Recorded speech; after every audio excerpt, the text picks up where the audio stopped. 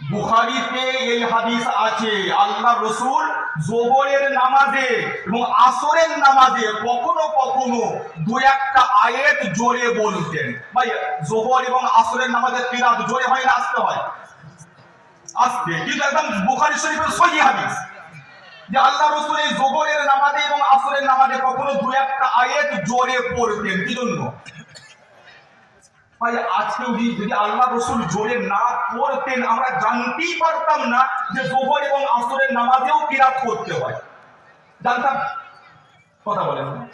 ভাই, আল্লাহ রাসূল পড়ছে কি পড়ছেন আমরা কি করে বুঝতাম? পড়ে আস্তে পড়া হয়। তো যাকে সাহাবারা জানতে পারেন, কিয়ামত তক আনে ওয়ালা মুসলমান জানতে পারেন যে না, যোহর এবং আসরের নামাজেও কিরাত করতে হয়, এই কিরাত করতে হয় জানাবার জন্য জোরে পড়েছেন। জোরে পড়াটা সুন্নত, তার জন্য নয়। এই কারণে একটি বিশ্বের কোথাও যোহর এবং আসরের নামাজে কিরাত জোরে হয় না। হয় জোরে? ভাই, কথা বলেন না। কিন্তু বুখারী শরীফের একটা সহিহ হাদিস, যারা বলে আমরা বুখারী শরীফ মানি তাদেরকে বলুন যে তোমরাও যোহরে আসরের নামাজে কিরাত জোরে পড়ো। বুখারী শরীফে আছে, বুখারী শরীফে আছে আল্লাহ রাসূল দু একটা আয়াত জোরে পড়েছেন। ঠিক। কি জন্য জোরে পড়েছেন? জোরে পড়েছেন এই জন্য যে পড়তে হয়, এই কথাটা বলার জন্য। জোরে পড়া সুন্নত এটা বলার জন্য নয়। যদি জোরে পড়া যদি জোরে পড়া সুন্নত হতো তাহলে উম্মত সেটাকে সুন্নত বলে গ্রহণ করত। ঠিক তেমনই ভাবে আল্লাহ রাসূল কখনো আমিন জোরে বলেছেন। কেন? যাতে মানুষ বুঝতে পারে যে আমিন বলতে হয়। এই বলতে হয় জিনিসটা বলার জন্য জোরে পড়েছেন, জোরে পড়তে হয় এই জন্য নয়। কিছু বোঝাতে পারলাম আপনাদেরকে? বুঝে গেল ব্যাপারটা?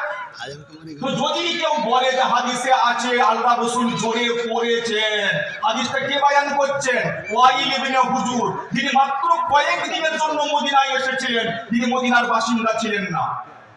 মদিনার বাসিন্দা যারা সারা জীবন আল্লাহ নবীর পিছনে নামাজ পড়েছেন, একজনও বলছেন না যে আল্লাহ রাসূল জোরে আমিন বলেছেন। জোরে আমিন বলার বিষয়টা মোটেই ঠিক নয়। আজকে আমিন বলাটাই বিশুদ্ধ হাদিস দ্বারা প্রমাণিত। একটা হাদিস আপনাদেরকে শোনাচ্ছি, বুখারী শরীফের মধ্যে আছে। আল্লাহ রাসূল সাল্লাল্লাহু আলাইহি ওয়াসাল্লাম বলছেন, ইমাম যখন গায়রিল মাগদুবি আলাইহিম ওয়ালাদ-দাল্লিন বলে তখন তোমরা আমিন বলো। এটা একদম বুখারী শরীফের হাদিস। এই হাদিসটা নিয়ে একটুখানি চিন্তা করুন। যদি ইমাম জোরে আমিন বলতো তাহলে আল্লাহ রাসূল কি বলতেন? ইমাম যখন আমিন বলবে তখন তোমরা আমিন বলো। কি জি ভাই, কথাটা আমার বুঝে গেল। আল্লাহ রাসূল কি বলেন এখানে? এই কথা বললেন না যে ইমাম আমিন বললে তোমরা আমিন বলো। কি বললেন? ইমাম যখন গায়রিল মাগদুবি আলাইহিম ওয়ালাদ-দাল্লিন বলবে তখন তোমরা। তার মানে কি বোঝা গেল? যে ইমামের গায়রিল মাগদুবি আলাইহিম ওয়ালাদ-দাল্লিন এটা শুনতে পাবে, কিন্তু আমিনটা শুনতে পাবে না। তাই তো বললেন যে গায়রিল মাগদুবি আলাইহিম ওয়ালাদ-দাল্লিন বললে আমিন বলো। এই কথা বললেন না যে ইমাম যখন আমিন বলে তখন তোমরা আমিন বলো। কথাটা বুঝে গেল নাকি? এটা বুখারী শরীফের হাদিস। এই হাদিসে যদিও স্পষ্ট নাই যে আমিন জোরে হবে কি আস্তে হবে, কিন্তু এই হাদিসে যে মানে বর্ণনার ভঙ্গি, কথার ভঙ্গি, এই কথার ভঙ্গির দ্বারা বুঝে আসছে যে এখানে ইমাম এবং মুক্তাদি সবাই আস্তে আমিন বলে। আচ্ছা, আর একটা হাদিসে একদম স্পষ্ট, প্রায় স্পষ্ট আল্লাহ রাসূল বলছেন ইমাম যখন গায়রিল মাগদুবি আলাইহিম ওয়ালাদ-দাল্লিন বলবে তখন তোমরা আমিন বলো।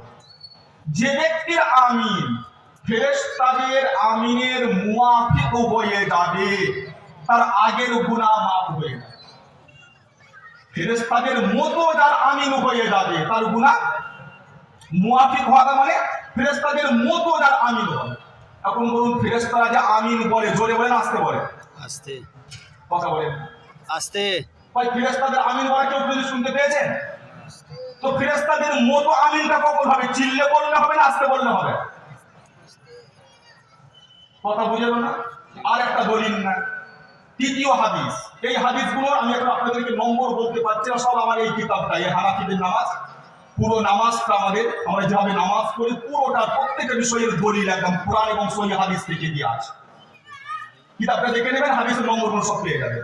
তো সহি হাদিসের মধ্যে আছে আল্লাহ রাসূল বলছেন যখন গায়রিল মাগদুবি আলাইহিম ওয়ালাদ-দাল্লিন বলা হয় তখন তোমরা আমিন বলো। কেন? ফেরেশতারাও আমিন বলে আর ইমামও আমিন বলে। এই কথাটা আছে ওখানে, ইমামও আমিন বলে। আল্লাহ রাসূল বললেন যে গায়রিল মাগদুবি আলাইহিম ওয়ালাদ-দাল্লিন শুনে তোমরা আমিন বলো। কেন তোমরা আমিন বলবে? ফেরেশতারা আমিন বলে আর ইমামও আমিন বলে। এই ইমামও আমিন বলে এই কথাটা কেন বলতে হচ্ছে?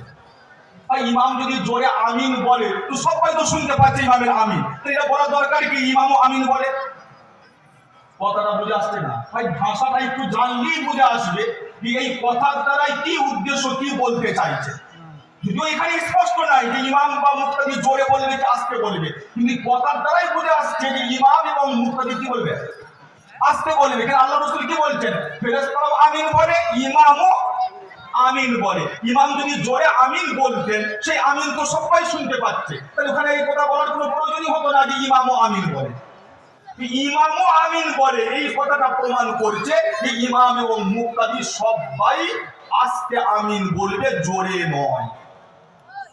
দ্বিতীয় কথা, এই আস্তে বলাটা কোরআনের দ্বারাতেও সমর্থিত, যেহেতু আমিন হচ্ছে একটা দোয়া। আমিন কি? দোয়া। এই আমিনটা যে দোয়া, এটা আপনার তাফসীরে ইবনে কাসিরের মধ্যেও আছে, বুখারী শরীফের মধ্যে ক্বালা আতাউন আল আমিন দোয়া তাফসীরের কিতাবেও আছে। আর দোয়ার ব্যাপারে আল্লাহ তাআলা মূল নীতি বলে দিয়েছেন, উদউ রাব্বাকুম তাদাররুআন ওয়া খুফিয়া। তোমার আল্লাহর কাছে, পরওয়ারদিগারের কাছে, তোমার রবের কাছে তুমি দোয়া করো তাদাররুআন ওয়া খুফিয়া, কান্নাকাটি করে এবং খুফিয়া, গোপনে, চুপি চুপি। দোয়া প্রকাশ্যে করার নয়, দোয়া জি দোয়া করতে হয় আস্তে, জোরে নয়। তো আমিন যখন দোয়া, আর আল্লাহ দোয়ার ব্যাপারে মূল নীতি বলে দিয়েছে যে দোয়া হবে আস্তে, অতএব এইটাও মানে এর প্রমাণ পাওয়া যাচ্ছে যে আমিনও আস্তে হওয়া দরকার। অতএব আমরা যে আমিন আস্তে বলি এই সম্পর্কে আমাদের কাছে দলিল রয়েছে, ঘাবড়াবার কিছু না। আমিন নয়, আল্লাহর রহমতে ইমাম আবু হানিফা যত মসলা বলেছেন একটাও ভিত্তিহীন নয়। ভাই মানুষ হযরত ইমামে আযম ইমাম আবু হানিফার যুগ থেকে আজকে আমরা 1300 বছর পার করে এসেছি। সব যুগের বিচক্ষণ উলামারা ইমাম আবু হানিফাকে ইমামে আযম বলে স্বীকার করেছেন। ইমামে আযম মানে কথা বলেন সব থেকে বড় ইমাম। আচ্ছা, এর আবার ওরা কি উত্তর দেয় জানেন? বলে আসলে ইমাম আবু হানিফাকে যে ইমাম আযম বলা হয় না, আযম মানে হচ্ছে বয়সে বড়। যেহেতু উনি 4 ইমামের মধ্যে সর্বপ্রথম এসেছেন, জি উনার জন্ম 4 ইমামের মধ্যে সব থেকে প্রথম এবং উনার ইন্তেকালও 4 ইমামের মধ্যে সব থেকে প্রথম। বয়সে বড় হওয়ার কারণে ওনাকে বড় বলা হয়। এরা হচ্ছে সম্পূর্ণ মূর্খ, আরবির কোনো জ্ঞান এদের নাই। বয়সে বড়কে আযম বলা হয় না, বয়সে বড়কে আকবর বলা হয়। কি বলা হয়? আকবর। আকবর মানে বয়সে বড়। আযম বলা হয় যে জ্ঞানে এবং সম্মানে বড়, তাকে বলা হয় আযম। ইমাম আবু হানিফাকে সারা বিশ্ব মানে হানাফিরা শুধু নয়, এই সম্পর্কে আমার একটা চটি কিতাব আছে, আমি কিতাবগুলো নিয়ে এসেছি, কোনো জায়গায় বিক্রি হচ্ছে। ইমাম আবু হানিফার জীবনীর উপরে ছোট্ট চটি কিতাব, তাকে আমি 15টা এমন কিতাবের হাওয়ালা দিয়েছি যে কিতাবের লেখকরা একটাও হানাফি নন। কেউ শাফিঈ মাসলাকের, কেউ হাম্বলি মাসলাকের, কেউ মালিকি মাসলাকের, এমনকি বর্তমান যুগের আরব উলামা, তাদের কিতাবের হাওয়ালা দিয়েছি। তারা কিতাবে ইমামে আবু হানিফাকে ইমামে আযম বলে স্মরণ করেছে। আমাদের ইমামে আযম এমনি হননি। একটা মসলা যেটা মুফতাবিহি কওল তাকে বলা হয়, যার উপরে ফতোয়া একটাও কোরআন হাদিস বিপরীত নয়। শুধু একটা হাদিস দেখে মসলা বলা যায় না। আজকে তোরা চিল্লাচ্ছে বুখারীর বহু হাদিস এমন আছে যার উপরে ওরা কোনোদিন আমল করে না, করতে পারবেও না। বুখারী শরীফের হাদিসের মধ্যে আছে আল মুমিন লা ইয়ানজিস, মুসলমান নাপাক হয় না। জানেন বুখারী শরীফের হাদিস, মুসলমান নাপাক হয় না। ওই কথা বুঝে আসছে নাকি? জি বলবেন ধরে কি হয় তাহলে নাপাক হয় না, আমরা গোসল করি। আল্লাহ রাসূল বলছেন মুসলমান নাপাক হয় না। এর ব্যাখ্যা কি? ব্যাখ্যা আপনাদের ওলামাদের কাছ থেকে জেনে নেবেন। আমি এটা বলতে চাইছি যে বুখারী শরীফের হাদিসের উপর আমল করো। আল্লাহ রাসূল বলছেন মুসলমান নাপাক হয় না, তাহলে তোমরা নাপাক হবে না, কোনো গোসল করার দরকার নেই। বুখারী শরীফের হাদিসে আছে আল্লাহ রাসূল জুতো পরে নামাজ পড়েছেন, জুতো পরে নামাজ পড়ো। বুখারী শরীফের হাদিসে আছে আল্লাহ রাসূল নাতনিকে ঘাড়ে চাপিয়ে নামাজ পড়িয়েছেন। নাতনিকে, ওনার মেয়ে ছিলেন জাইনাব, জাইনাবের মেয়ে উমামা, উমামাকে ঘাড়ে চাপিয়ে নামাজ পড়িয়েছেন। বুখারী শরীফের সহিহ হাদিস। তোমরা তো এরকম করো। আর ওখানে এই কথা নাই যে এক ওয়াক্ত নামাজ, কানা আছে, ওরা পড়াতেন। যে একবারই হোক দুবারই হোক পড়িয়েছেন, একবার দুবার কথাটা নাই ওখানে। তো তোমরা ওটা আমল করো। বুখারী শরীফের হাদিস, বহু হাদিস, এই একটা যেটা বললাম যে আল্লাহ রাসূল যোহর এবং আসরের নামাজে জোরে কিরাত করেছেন, বুখারী শরীফের হাদিস। আমল করে দেখাও। হাদিসের উপর আমল করতে গেলে আপনাকে যেতে হবে ফুকাহাদের কাছে, তাদের কাছ থেকে হাদিসের ব্যাখ্যা জানতে হবে। ওই একটা হাদিস পড়ে নিয়ে আমি বিরাট হাদিসের জ্ঞানী হয়ে গেছি, সে টুনটুনি পাখির মতো। টুনটুনি পাখি বড় বড় শোনেননি? রাজার কাছে যে ধন আছে, আমার কাছেও একটা দিরহাম। রাজার আগেকার যুগে সে দিরহাম হতো না, রাজার এখন দিরহাম ছাতে সুকুর দিয়েছে।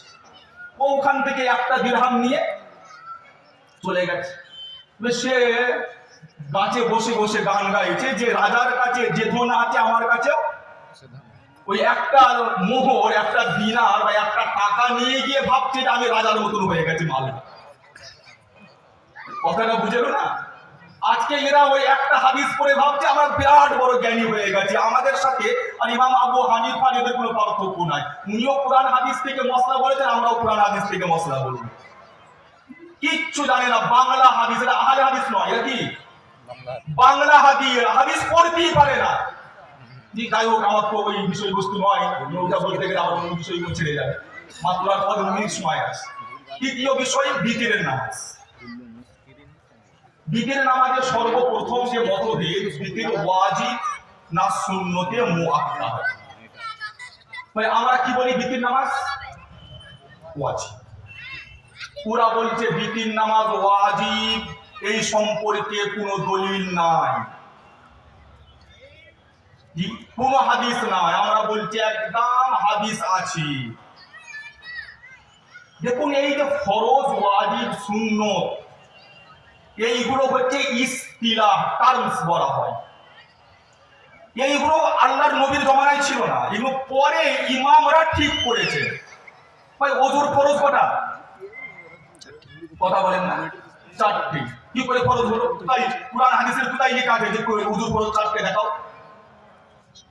যারা বলে যে আমরা কোরআন হাদিস ছাড়া কিচ্ছু মানে না, তাদেরকে প্রশ্ন করুন যে কোরআনের কোন জায়গায় লেখা আছে ওযুর ফরজ 4টে?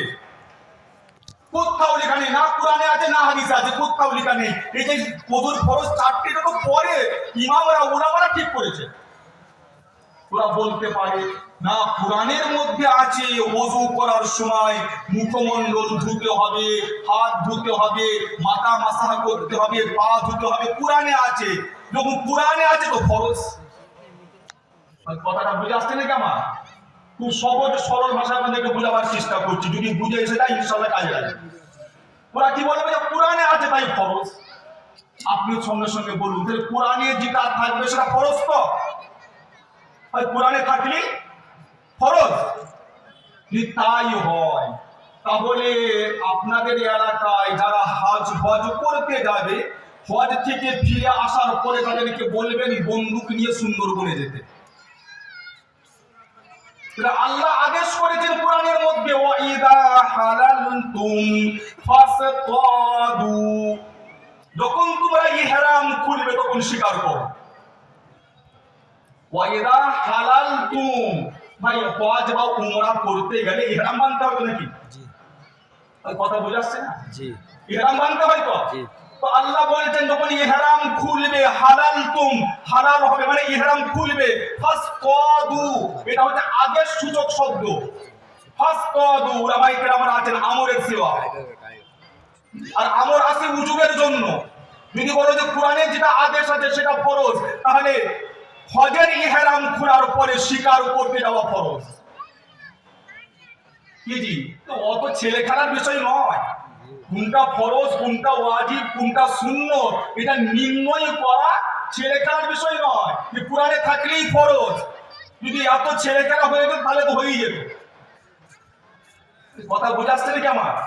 কোরআনে থাকলেই সব ফরজ হয় না। যদি কোরআনে থাকলে ফরজ হয়, তাহলে ওই হজ করে এসে সুন্দর করে যাওয়া ফরজ হয়ে যাবে, শিকার করতে যাওয়া ফরজ হয়ে যাবে।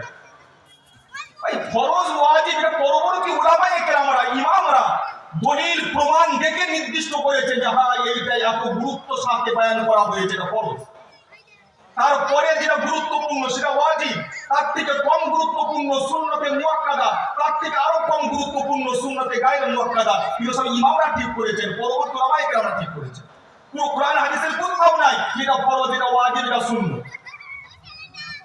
তার সত্ত্বেও আমরা প্রমাণ দেখাতে পারবো যে হাদিসের মধ্যে বিতিরকে ওয়াজিব বলা হয়েছে। ইবনে মাসউদ রাদিয়াল্লাহু তাআলা নবুর হাদিস, নবীকে বর্ণিত হাদিস, আল্লাহ রাসূল বলছেন আল বিতরু ওয়াজিবুন আলা কুল্লি মুসলিম। আবু আইয়ুব আনসারীর হাদিস আল বিতরু হাক্কুন ওয়াজিবুন। বিতিরের ব্যাপারে ওয়াজিব শব্দটা হাদিসে আছে। এর মধ্যে প্রথম হাদিস যেটা বললাম আব্দুল্লাহ ইবনে মাসউদ, এই হাদিসটা হাসান পর্যায়ের হাদিস। আর আবু আইয়ুব থেকে বর্ণিত হাদিসটা যায়ীফ হাদিস, কিন্তু হাদিসে আছে। কিন্তু ওরা বলে বিতির সুন্নতে মুআক্কাদা। আমরা বলছি একটা জাল হাদিস তোমরা দেখাও যে হাদিসে বলা হয়েছে বিতির সুন্নতে মুআক্কাদা। এটা জাল হাদিস বলো। কিয়ামত পর্যন্ত ওরা একটা হাদিস পেশ করতে পারবে না। কোন হাদিসে বিতির নামাজকে সুন্নতে মুআক্কাদা বলা হয়েছে, চ্যালেঞ্জ রইল আপনাদের এখানে।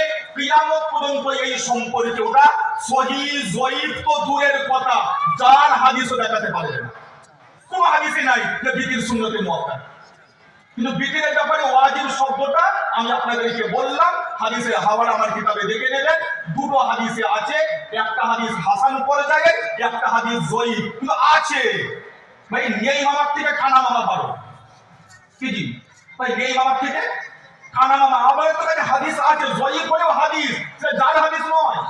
যায়ীফ আর জাল এক নয় ভাই। একটা মানুষ মুর্দা আর একটা মানুষ হচ্ছে প্রতিবন্ধী, দুটো এক ভাই? কথা বলে না ভাই। যে মুর্দা মানে সে মানুষই নয়, আর যে প্রতিবন্ধী সে মানুষ। ঠিক এইরকম বুঝুন, যায়ীফ হাদিস মানে প্রতিবন্ধী, আর জাল হাদিস মানে মুর্দা, সে হাদিসই নয় ভাই। ব্যাপারটা বুঝলো নাকি? সহজ ভাষায় আপনাদেরকে বোঝালাম। যায়ীফ মানে এই নয় যে হাদিস নয়, যায়ীফ হাদিস ও হাদিস, ওই প্রতিবন্ধী মানুষের মতো জি।